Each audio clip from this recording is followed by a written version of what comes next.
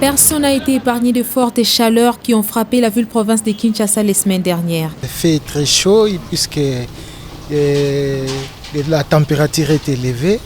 Vous constatez que ces derniers temps, les gens passent presque la journée, la nuit presque à l'extérieur. Ils rentrent à la maison vers 1h, 2h du matin. En marchant, je suis essoufflée.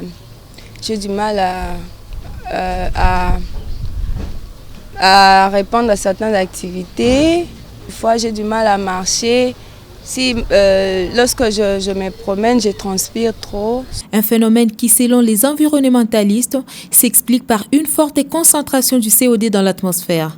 Un facteur influent de l'augmentation de la température qui découle de diverses raisons au nombre desquelles la croissance démographique, la destruction des aires protégées et bien d'autres. Plus en fait on est nombreux, plus aussi on augmente la quantité de CO2 que nous sommes en train de rejeter dans l'atmosphère.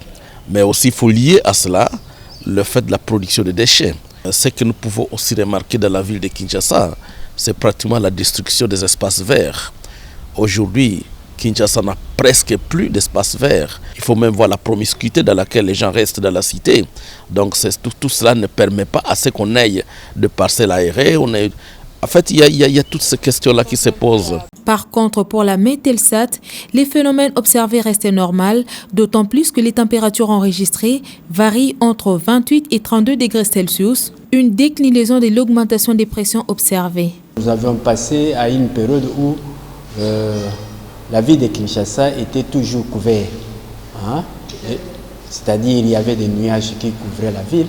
C'est ainsi que les rayons du soleil ne nous atteignaient pas.